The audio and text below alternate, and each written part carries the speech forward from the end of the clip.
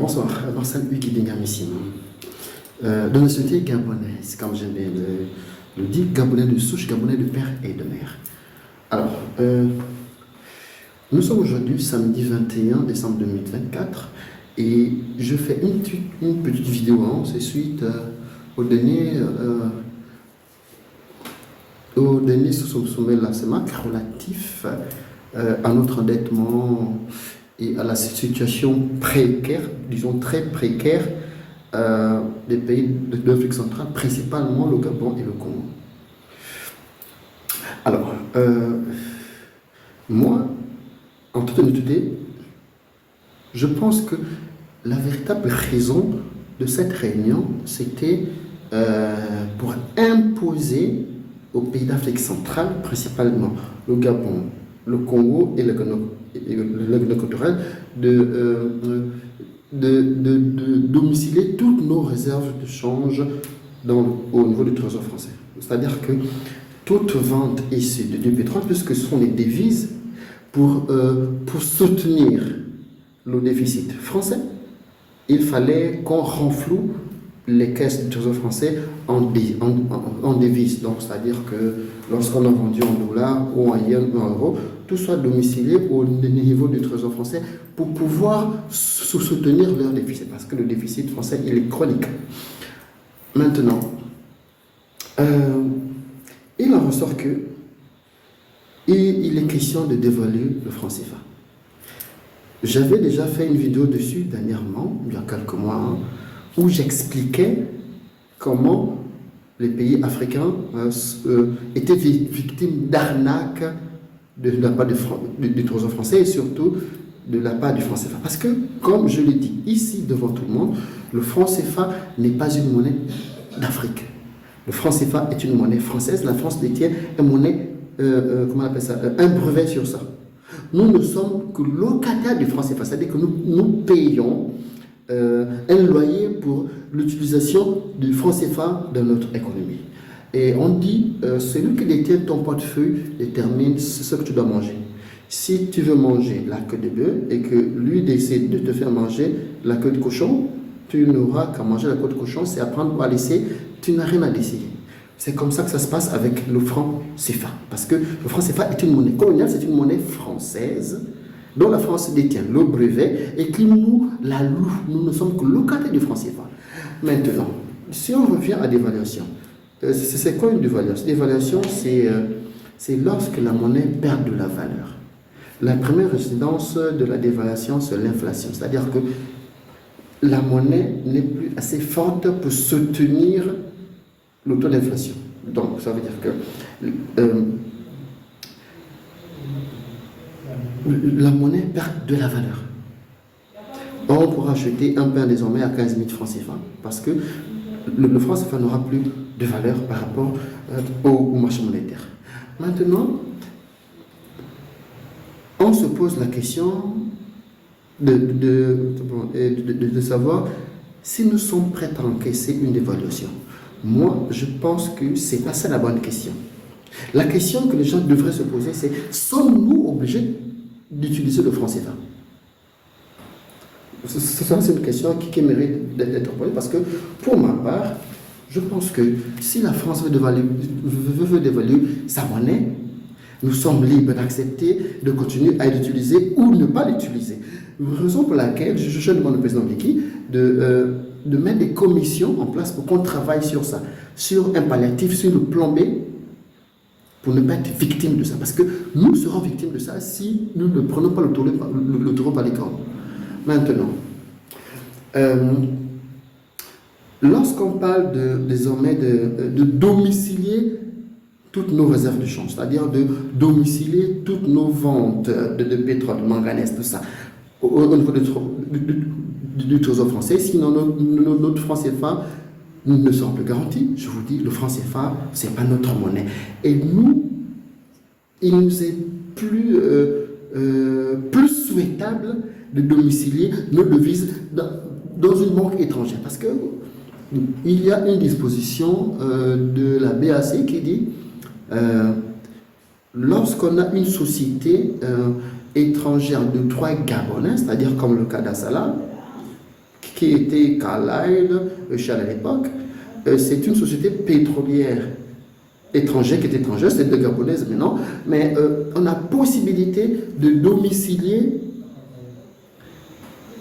toutes les recettes pétrolières dans un compte offshore, c'est-à-dire un compte en Suisse, un compte en Chine, un compte à Londres ou un compte au niveau de la Russie. Dès lors qu'on a Asala UK, Asala Trading, ça veut dire que tous les achats, toutes les transactions qui sont faites pour le pétrole gabonais, même si Gunvor prend sa part, tous les fonds sont domiciliés dans un compte offshore. La France voudrait que on ne domicilie plus nos ventes pétrolières au niveau du compte offshore, mais au Trésor français. Je vous dis, on n'est pas obligé d'utiliser le franc CFA. Si on a des devises, assez de devises, on a beaucoup d'argent à l'étranger, pourquoi ne pas utiliser le dollar dans notre pays si jamais il nous était imposé de dévaluer le franc CFA, qui est leur monnaie, ils en font ce qu'ils veulent. Le franc CFA, ce n'est pas notre monnaie, c'est leur monnaie à eux, ils en font ce qu'ils veulent. Un locataire ne peut pas obliger un bailleur qui décide d'augmenter son loyer, le bailleur est dans cette optique d'augmenter ou de baisser son loyer. Mais toi, locataire, tu as le choix d'accepter le nouveau loyer, donc le loyer augmente, tu restes dedans, ou bien tu sors et tu cherches comment vivre dans une autre maison, là où le loyer est favorable. Ça veut dire, nous ne sommes pas obligés d'utiliser le franc CFA. Vraiment, je vous le dis, nous ne sommes pas obligés. Nous ne sommes pas obligés de domicilier nos réserves de change au Trésor français. Nous ne pouvons pas actuellement domicilier nos devises aux réserves de change dans la Banque centrale parce que la Banque centrale, il y a des dispositions qui prévoient qu'il y a respect de l'accord colonial. Ça veut dire que il y a confiscation automatique des réserves. De nos réserves, ça n'a pas été encore enlevé. Donc, faisons un truc simple. Il y a l'AES qui est en train de faire sa monnaie, qui est même déjà faite. Nous avons nos réserves de change, toutes l'or de Menkébé. Au lieu que ça sorte, on le stocke quelque part parce que les réserves d'or peuvent nous servir à donner de la valeur ou à soutenir une monnaie si éventuellement le franc CFA nous était imposé et que nous décidions d'en sortir. Parce que c'est ce qui va arriver. Si le franc CFA est dévalué, étant leur monnaie à eux, nous sommes libres de ne pas accepter ces dévaluations, c'est-à-dire de sortir de ça en signant un protocole d'accord sur le remboursement de leur dette en CFA et non en devise, parce que c'est leur monnaie à eux. Ça là, ce sont des choses envisageables. Je vais préparer une vidéo plus explicative que je vous soumettrai ici. Je vous dis, nous ne sommes pas obligés de domicilier et nous n'allons pas domicilier nos réserves de change au niveau du Trésor français. Que ceux qui ont la main à la manette prennent des dispositions parce que le Gabonais n'est pas prêt à accepter ça. Moi, personnellement, je ne suis pas prêt à accepter ça. Nous n'allons pas être le marchepied de la France. Nous ne serons pas le bon commissaire pour supporter le déficit de la France. L'Afrique centrale n'acceptera pas ça. Je pense qu'il faut qu'on prépare le départ de la France du Gabon. Il faut que nous envisagions déjà le départ des forces françaises du Gabon. Parce que si nous continuons sur cette lancée, on ne s'en sortira pas. Nous ne serons pas les derniers des glaces. Prenons nos responsabilités. Le Gabon, c'est chez nous. C'est notre pays, c'est le seul pays que nous avons. La dévaluation va arriver. Monsieur Olivier, préparez les gens à réfléchir sur ça.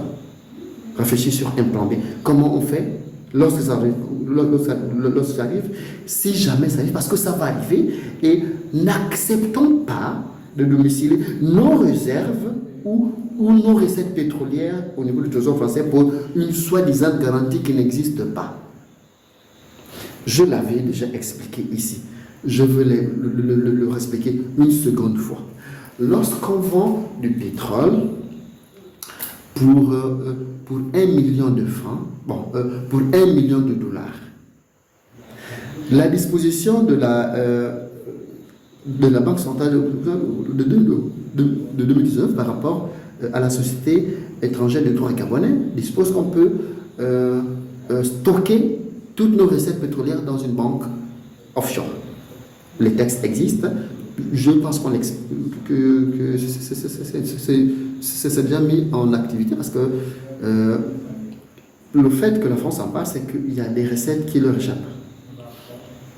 Maintenant, ce qui est fait actuellement, lorsque nous vendons du pétrole pour 1 million de dollars, je vous explique pour la énième fois.